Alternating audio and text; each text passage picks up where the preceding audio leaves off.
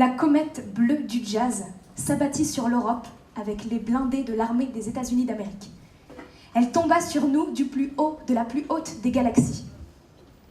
C'est ce chant venu des étoiles qui mit fin à la guerre et nous proposa un ailleurs pour renaître. Nous avions déjà une certaine approche de cette musique bleue avec Billy. Elle nous chantait l'histoire d'un oiseau au plumage de ciel et de fumée. Lester le faisait s'envoler en soufflant dans son sax. Et Miles, en aventurier du silence, prit le relais de cette musique. Il remura puissamment les profondeurs de cette couleur venue du fond des flots, afin d'en révéler toutes les nuances. Incertaine au matin, elle hésite à entamer une nouvelle journée. Elle s'étire en une note essoufflée pour regagner le soir.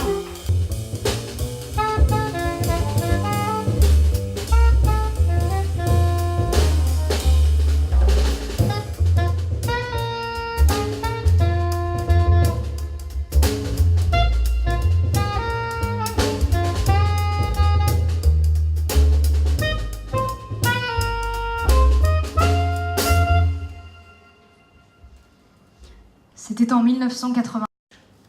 Dans une petite boîte de musique de la rue Jean Reboul, à Nîmes, était programmé le trompettiste Chet Baker.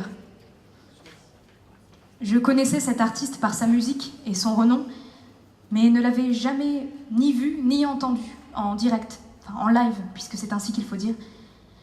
C'était un lieu associatif, sans grande recherche décorative, mais à l'époque, c'était le seul où l'on pouvait, de temps à autre, entendre décemment du bon jazz, excepté bien sûr les concerts organisés par Guy Laborie, créateur du fameux festival de Nîmes, initiateur de toute une génération de jazzeux lorsqu'il présidait encore aux destinées jazzistiques de la ville. C'était avant qu'on ne lui retire son tablier de grand ordonnateur. Ayant attendu que ces musiciens emportent leurs instruments et leurs derniers accessoires, j'avais tenté de pénétrer dans les loges pour le voir, lui parler, le remercier de ce merveilleux moment de musique et de connivence, car il me semblait réellement avoir assisté à un concert privé. Un concert qui ne concernait que lui et moi. Je connaissais les gens de la sécurité et espérais pouvoir aller jusqu'à sa loge, mais je fus gentiment et fermement empêché. Les consignes avaient dû être sévères et rien n'y fit.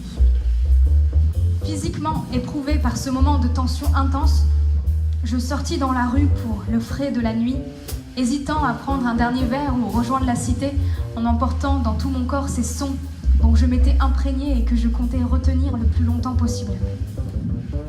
Je vis alors passer, ou plutôt glisser devant l'établissement, l'arrière d'une Cadillac rose immatriculée aux USA. La largeur de la voiture barrait toute la rue Jean Reboul. Sans faire le moindre bruit, elle s'éloigna vers la place Alexandre Ducrot, la traversa, passa sous le porche de la Porte de France et disparut dans la nuit de la ville en direction du sud. Cette interminable voiture semblait glisser au-dessus de la terre et aller, sans heurte, en direction de la mer.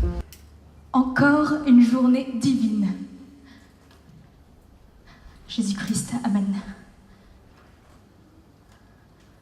Siècle des siècles, Amen.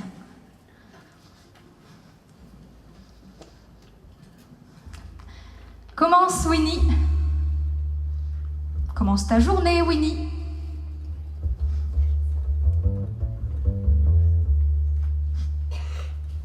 Ouh.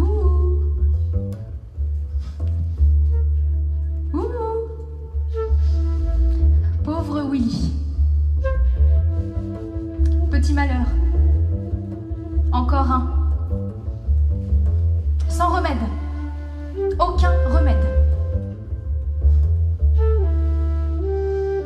Pauvre cher Willy. Bon sang. Route, route! Le freinage des bahuts! Sourire. La portière qui claque. On file en folie en direction de l'ouest. Le crépitement de ma machine à écrire me fait penser au pinceau suspendu de Jackson Pollock. Une danse qui trace un geste aérien et coloré sur une toile posée au sol. Et au chorus de Charlie Parker à l'alto. Spirales ascensionnelles dans le triptyque que représente l'innovation fracassante d'une culture d'après-guerre jugée fondée sur la sueur, l'immédiateté et l'instinct, plutôt que sur l'apprentissage, le savoir-faire et la pratique audacieuse. Au centre exact de cette zone converge toute l'idée de la construction.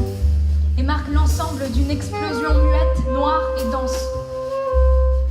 Il se dégage de cet endroit un sentiment d'attente, calme et prometteur, et surtout un équilibre final qui ordonne tout le tableau.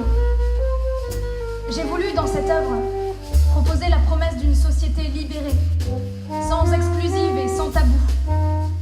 Une société réconciliée et transfigurée.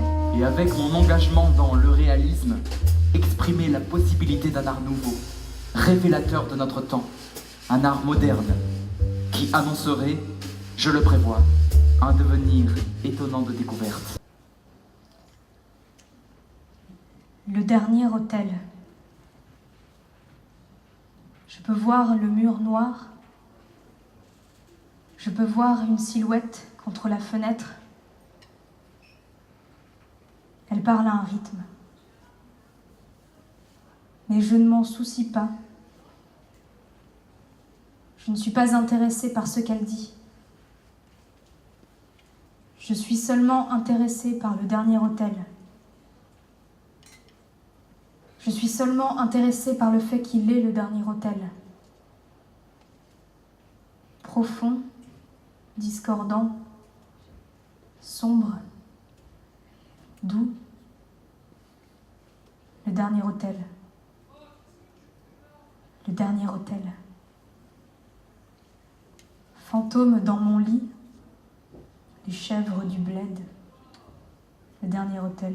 Ton dernier hôtel, Jack. Feuilleter les feuilles d'herbe de Whitman et de Thoreau, de larges pages d'écriture se déroulent sans fin le long des routes. Révéler une dimension plus vaste que le monde, une ampleur savoureuse traverse les océans. Titubé, ivre d'impertinence dans toutes les villes du monde, à Berlin, à Londres, à Paris, ou ici, à Nîmes, dans le Gard. L'artiste ne peut être qu'un homme ou une femme libre, car l'acte artistique est l'expression ultime de la liberté, celle qui ne tolère rien en retour. C'est un acte irréversible et définitif, qui inquiète, amuse ou effraie.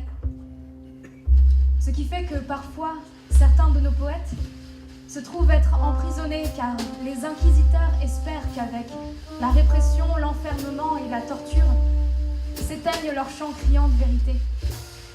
Le poète Nazim Hikmet, pour ne s'être battu, pour avoir refusé de céder, de plier, de se rendre, pour avoir toujours dit justement ce qu'il avait à dire, sans concession, en homme digne et libre, fut condamné à 56 années de détention. Il s'éteignit en 1963. Il ne s'était toujours pas. Ce spectacle lui est dédié, afin que ses mots et que la musique retenue dans les flocons de ces mots se libèrent.